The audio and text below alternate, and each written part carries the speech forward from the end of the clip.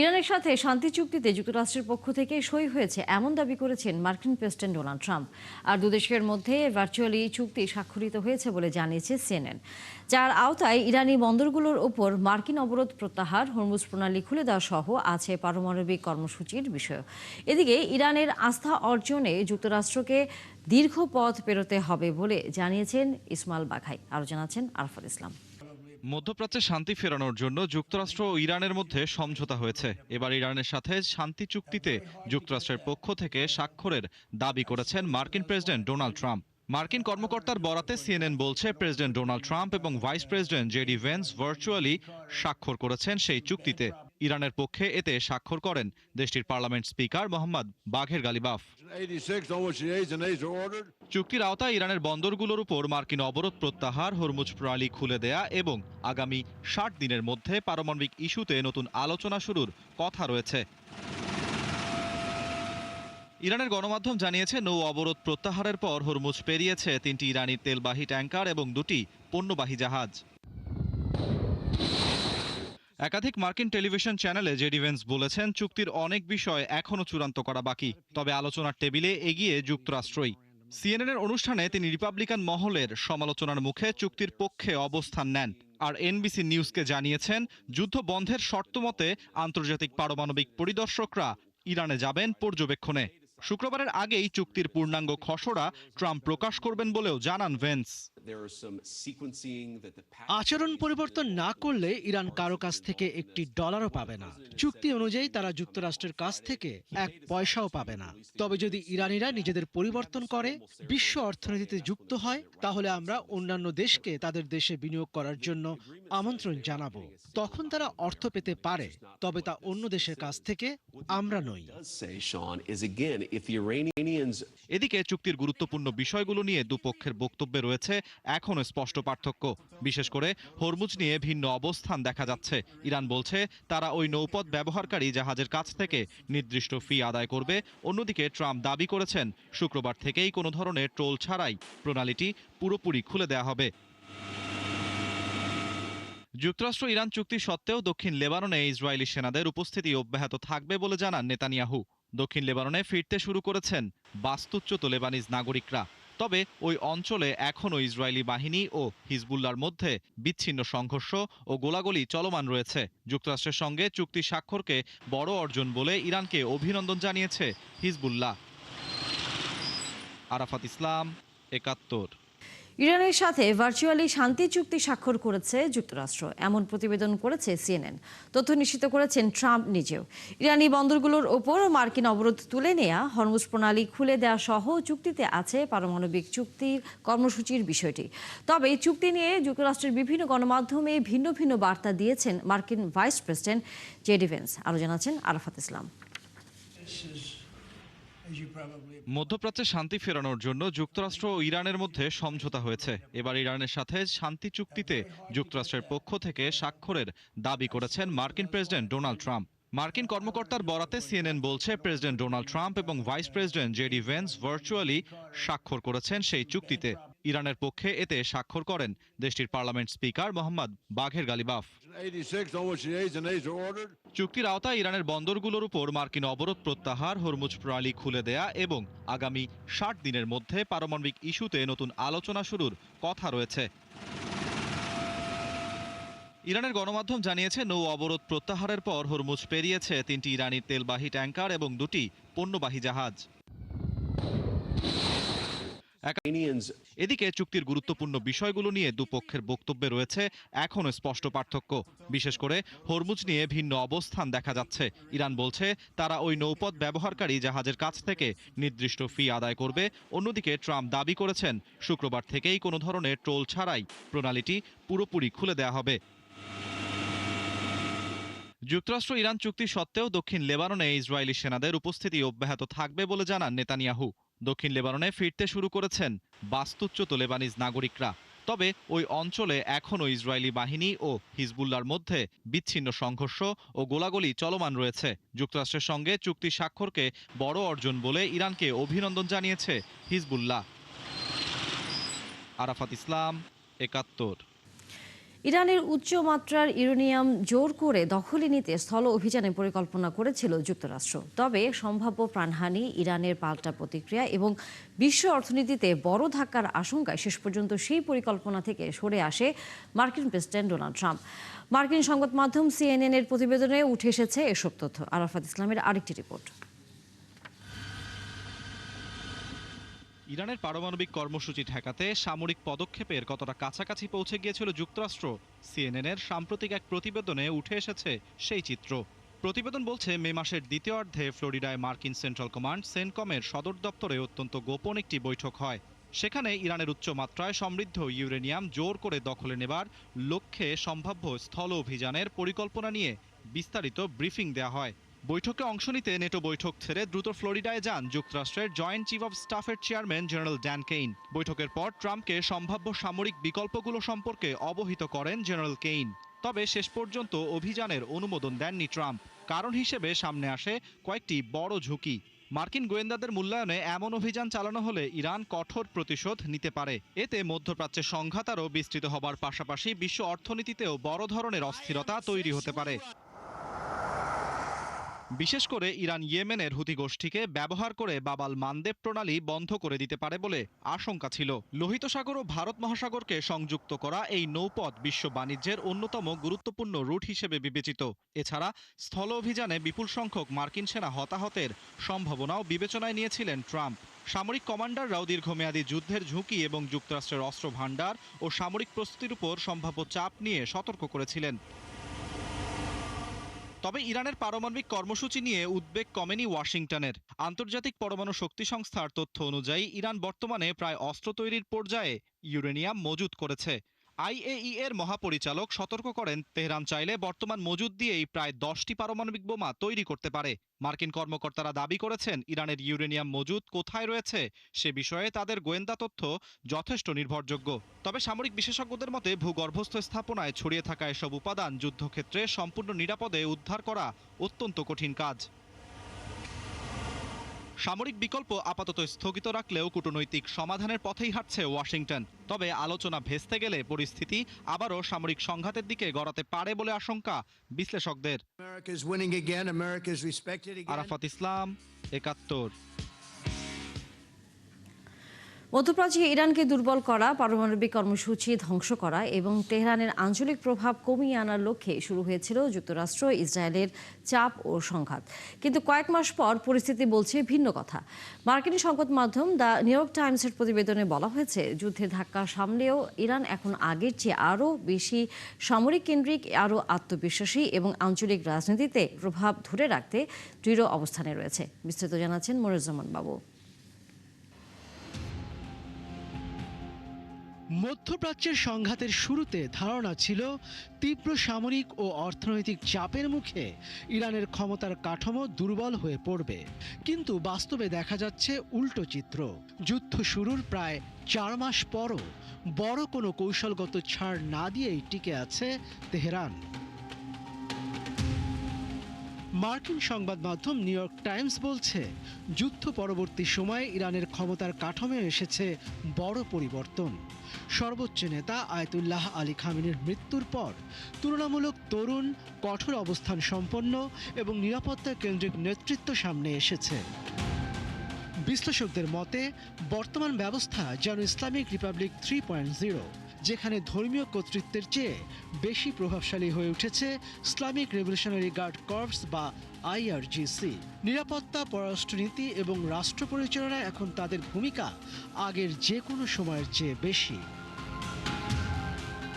দীর্ঘদিনের চাপ ও হামলার মধ্যে ইরান তাদের পারমাণবিক সক্ষমতার গুরুত্বপূর্ণ অংশ ধরে রাখতে পেরেছে। বিশেষজ্ঞদের মতে, দেশটি এখনও নিউক্লিয়ার থ্রেশহোল্ডের কাছাকাছি অবস্থানে রয়েছে, অর্থাৎ রাজনৈতিক সিদ্ধান্ত নিলে দ্রুত পারমাণবিক অস্ত্র তৈরির পথে এগোতে পারে।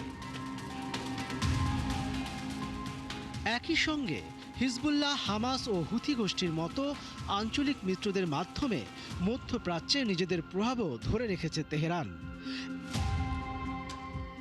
আলোচনার টেবিলেও আপোষহীন অবস্থানে রয়েছে তেহরান। পারমাণবিক কর্মসূচি পুরোপুরি বন্ধ করতে রাজি নয় তারা, বরং সীমিত সমঝোতার বিনিময়ে নিষেধাজ্ঞা শিথিল এবং জব্দকৃত সম্পদ ফেরত চায় ইরান। বিশ্লেষকদের মতে হরমুজ প্রণালীর ওপর প্রভাব এখনও ইরানের সবচেয়ে গুরুত্বপূর্ণ কৌশলগত শক্তিগুলোর একটি। এটি ব্যবহার করে ভবিষ্যৎ হামলা ঠেকানো এবং যুক্তরাষ্ট্র ইসরায়েলের ওপর চাপ ধরে রাখতে চাইছে তেহরান। তবে সবচেয়ে বড় প্রশ্ন রয়ে গেছে, এই সংঘাত কি সত্যি ইরানকে দুর্বল করেছে, নাকি আরও সামরিক ও আত্মবিশ্বাসী এক নতুন ইরানের জন্ম দিয়েছে? মনিরুজ্জামান বাবু, ৭১। ইরানের সাথে যুক্তরাষ্ট্রের যুদ্ধবিরতি চুক্তি ইসরায়েলের প্রধানমন্ত্রী বেনিয়ামিন নেতানিয়াহুর জন্য একটি রাজনৈতিক দুঃস্বপ্ন হয়ে এসেছে। বিশ্লেষকদের মতে যুদ্ধের মাধ্যমেই নিজের লক্ষ্য অর্জনের ব্যর্থ হওয়ার পাশাপাশি লেবাননে চলমান সামরিক অভিযানে ব্যস্ত থাকায় নেতানিয়াহু এখন রাজনৈতিকভাবে কঠিন অবস্থায় রয়েছেন। একই সাথে এই চুক্তি ইসরায়েলের জন্য বড় ধরনের কৌশলগত ধাক্কা। এতে স্পষ্ট হচ্ছে ওয়াশিংটনে প্রভাব কমছে নেতানিয়াহুর। বিস্তারিত মনিরুজ্জামান বাবুর আরেকটি প্রতিবেদনে। নেতানিয়াহু একসময় প্রত্যাশা করেছিলেন হামাস, হিজবুল্লাহ এবং তেহরানের বিরুদ্ধে অভিযানে বিজয়ী হয়ে আগামী অক্টোবরের নির্বাচনে অংশ নেবেন। কিন্তু তার বদলে ইসরায়েলের মূল যুদ্ধের লক্ষ্যগুলো অর্জনে ব্যর্থ হওয়ায় এখন তীব্র সমালোচনার মুখে পড়েছেন তিনি। গত ২৮ ফেব্রুয়ারি ইরানের বিরুদ্ধে যৌথ সামরিক অভিযান শুরু করেছিল যুক্তরাষ্ট্র ও ইসরায়েল। সে সময় নেতানিয়াহু ইরানের ক্ষমতাসীন সরকারকে উৎখাত এবং দেশটির পারমাণবিক ক্ষেপণাস্ত্র কর্মসূচি নস্যাৎ করার কথা জানিয়েছিলেন। তবে সেই আশা নস্যাৎ করে দিয়েছে যুক্তরাষ্ট্র ইরানের চুক্তি, যে চুক্তি নেতানিয়াহুর রাজনৈতিক জীবনের ৩টি মূল ভিত্তিকে ভেঙে চুরে দিয়েছে এবং তাকে একটি নতুন সংকটে ফেলে দিয়েছে বলে মনে করছেন বিশ্লেষকরা। ইসরায়েলি সাবেক গোয়েন্দা কর্মকর্তা ড্যানি স্ট্রিনোভিচ বলেছেন, যুক্তরাষ্ট্র ইরান চুক্তি ইসরায়েলের জন্য রাজনৈতিক ও নিরাপত্তা সংক্রান্ত বিপর্যয় ছাড়া আর কিছুই নয়। ইসরায়েলের নিরাপত্তার প্রতীক হিসেবে তাঁর যে পুরনো রাজনৈতিক পরিচিতি তা এরই মধ্যে প্রশ্নবিদ্ধ।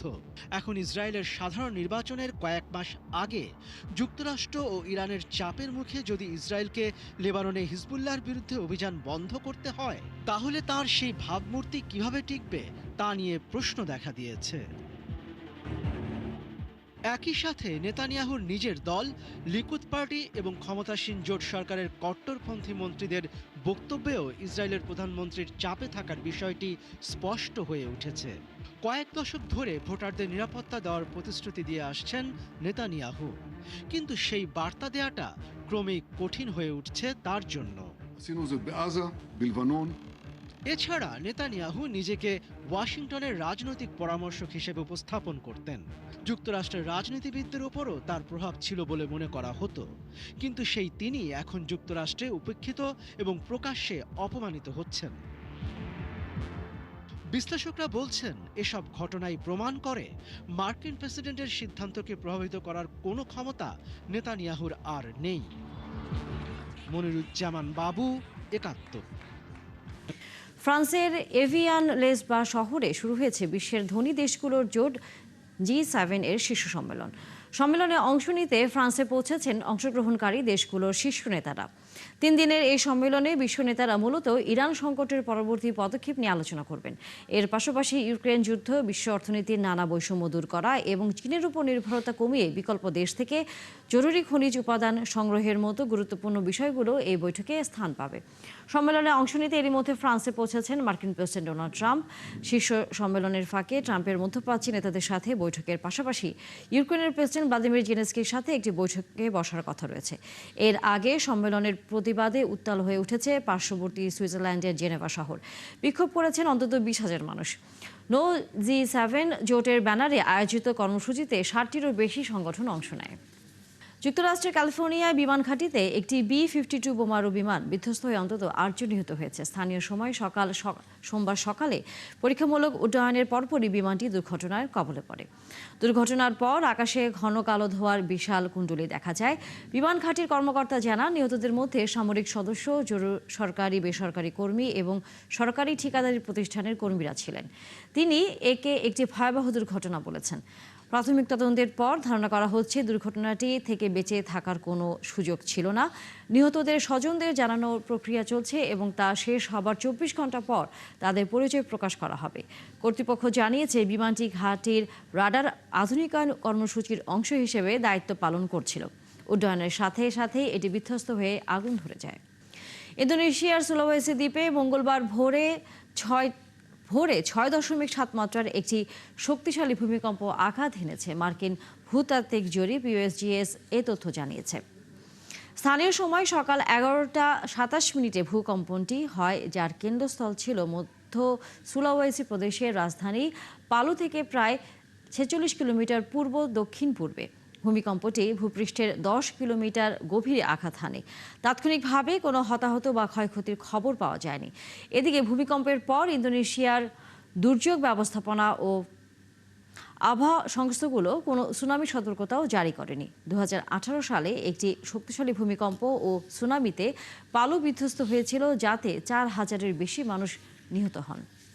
মধ্যপ্রাচ্যে যুদ্ধ ও অনিশ্চয়তার মধ্যেও বিশ্ববাজারে স্বর্ণের দাম না বেড়ে উল্টো কমেছে। চলতি বছরের শুরুতে রেকর্ড উচ্চতায় পৌঁছানোর পর বর্তমানে প্রতি ট্রয় আউন্স স্বর্ণের দাম কমেছে কয়েকশো ডলার। বিশেষজ্ঞদের মতে মূল্যস্ফীতি বেড়ে যাওয়ায় সুদের হার কমার সম্ভাবনা কমেছে, পাশাপাশি শক্তিশালী হয়েছে মার্কিন ডলার। আর এ কারণেই এমন পরিস্থিতি। আরও জানাচ্ছেন দেওয়ান মোবেশকিরা হোসেন। বিশ্বে যুদ্ধ বা বড় কোনো সংকট দেখা দিলে সাধারণত বিনিয়োগকারীরা নিরাপদ আশ্রয় হিসেবে স্বর্ণের দিকে ঝুঁকে পড়েন, ফলে বাড়ে স্বর্ণের দাম। কিন্তু এবার ঘটছে উল্টোটা। ইরানকে কেন্দ্র করে কয়েক মাস ধরে মধ্যপ্রাচ্যের যুদ্ধ ও অনিশ্চয়তা চললেও আন্তর্জাতিক বাজারে ক্রমাগতভাবে কমছে স্বর্ণের দাম। চলতি বছরের শুরুতে প্রতি ট্রয় আউন্স স্বর্ণের দাম ছিল $5,300 বেশি, কিন্তু জুনের মাঝামাঝি এসে তা নেমেছে প্রায় $4,200 ঘরে। বিশ্লেষকরা বলছেন, এর পেছনে সবচেয়ে বড় কারণ মূল্যস্ফীতি ও সুদের হার নিয়ে উদ্বেগ। ইরান যুদ্ধের কারণে হরমুজ প্রণালীতে জাহাজ চলাচল ব্যাহত হয়েছে। এতে তেল ও গ্যাসের সরবরাহে চাপ তৈরি হয়েছে। বেড়েছে জ্বালানির দাম। আর জ্বালানির দাম বাড়ায় উৎপাদন ও পরিবহন ব্যয়ও বেড়েছে, যা বিশ্বব্যাপী মূল্যস্ফীতিকে আরও উস্কে দিয়েছে। মূল্যস্ফীতি বাড়লে কেন্দ্রীয় ব্যাংকগুলো সাধারণত সুদের হার কমায় না, বরং প্রয়োজন হলে বাড়িয়ে দেয়। বর্তমানে যুক্তরাষ্ট্রে মূল্যস্ফীতি 3 বছরের মধ্যে সর্বোচ্চ পর্যায়ে রয়েছে। ফলে ফেডারেল রিজার্ভ দ্রুত সুদের হার কমাবে এমন আশা অনেকটাই কমে গেছে। এখানেই স্বর্ণের জন্য তৈরি হয়েছে বড় চ্যালেঞ্জ, কারণ স্বর্ণ কোনো সুদ বা লভ্যাংশ দেয় না। অন্যদিকে ব্যাংক আমানত, বন্ড বা ডলারে বিনিয়োগ করলে সুদ পাওয়া যায় না। ফলে সুদের হার বেশি থাকলে বিনিয়োগকারীরা স্বর্ণ ছেড়ে সুদবাহী সম্পদের দিকে ঝুঁকে পড়েন। একই সঙ্গে যুদ্ধকালীন অনিশ্চয়তায় শক্তিশালী হয়েছে মার্কিন ডলার। আন্তর্জাতিক বাজারে স্বর্ণের দাম ডলারে নির্ধারিত হওয়ায় শক্তিশালী ডলারও স্বর্ণের উপর অতিরিক্ত চাপ সৃষ্টি করছে। অর্থাৎ এবার যুদ্ধ নয়, বরং যুদ্ধের কারণে তৈরি হওয়া মূল্যস্ফীতি, উচ্চ সুদের আশঙ্কা এবং শক্তিশালী ডলার, এই 3 কারণ মিলেই বিশ্ববাজারে স্বর্ণের দামকে নিম্নমুখী করে রেখেছে। তবে যুদ্ধ পরিস্থিতির পরিবর্তন হলে আগামী মাসগুলোতে স্বর্ণবাজারের দিকও বদলে যেতে পারে। দেওয়ান মুবাশশিরা হোসেন, 71। আলবেনিয়ার উপকূলে বিলাসবহুল রিসোর্ট নির্মাণের পরিকল্পনা ঘিরে তৈরি হয়েছে পরিবেশগত উদ্বেগ।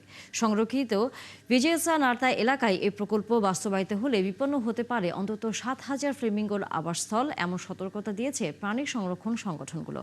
প্রকল্পটির সাথে যুক্ত রয়েছেন মার্কিন প্রেসিডেন্ট ডোনাল্ড ট্রাম্পের জামাতা জেরেড কুশনারের বিনিয়োগ প্রতিষ্ঠান। বিস্তারিত নাহিদা রিন্ধির প্রতিবেদনে। প্রকৃতির স্বর্গখ্যাত আলবেনিয়ার উপকূলে বিলাসবহুল রিসোর্ট নির্মাণের পরিকল্পনা জন্ম দিয়েছে বিতর্কের। প্রকল্পটি বাস্তবায়িত হলে হুমকিতে পড়ছে হাজারো ফ্লেমিঙ্গোর আবাসস্থল। আলবেনিয়ার ভিজোসা নার্তা সংরক্ষিত এলাকায় প্রস্তাবিত বিলাসবহুল রিসোর্ট প্রকল্প নিয়ে উদ্বেগে পরিবেশবাদীরা। পাখি সংরক্ষণ স্থান PPNEA ও বার্ড লাইফ আলবেনিয়ার তথ্য মতে প্রতি বছর এই সংরক্ষিত এলাকায় প্রায় 7,000 পর্যন্ত ফ্লেমিঙ্গো আসা যাওয়া করে। শুধু ফ্লেমিঙ্গোর আবাসস্থল নয়, জায়গাটি সিল ও কচ্ছপের প্রজনন স্থান। প্রস্তাবিত 1.4 বিলিয়ন ইউরোর প্রকল্পটি আলবেনিয়ার দক্ষিণাঞ্চলের নার্তাল লেগুনের কাছাকাছি গড়ে তোলার পরিকল্পনা করা হয়েছে। প্রকল্পে যুক্ত রয়েছে জ্যারেড কুশনারের প্রতিষ্ঠান অ্যাফিনিটি পার্টনার্স। পরিবেশ সংরক্ষণ কর্মীদের আশঙ্কা, নির্মাণ কাজ শুরু হলে প্রাকৃতিক ভারসাম্য নষ্ট হতে পারে এবং কমে যেতে পারে ফ্লেমিঙ্গোর সংখ্যা। এমনকি এই এলাকা ছেড়ে চলেও যেতে পারে ফ্লেমিঙ্গো। নাহিদা রিন্থি, ৭১। এই ছিল আজকের আয়োজনে। বিশ্বের আরও নতুন কিছু খবর ও বিশ্লেষণ নিয়ে আগামীকাল সকাল 9:30 আবারও হাজির হবে বিশ্বযোগ। সরাসরি সংবাদ অনুষ্ঠান দেখতে চোখ রাখুন ৭১-এর ফেসবুক পেজে এবং সাবস্ক্রাইব করুন ৭১-এর ইউটিউব চ্যানেল। থাকুন ৭১-এর সাথে।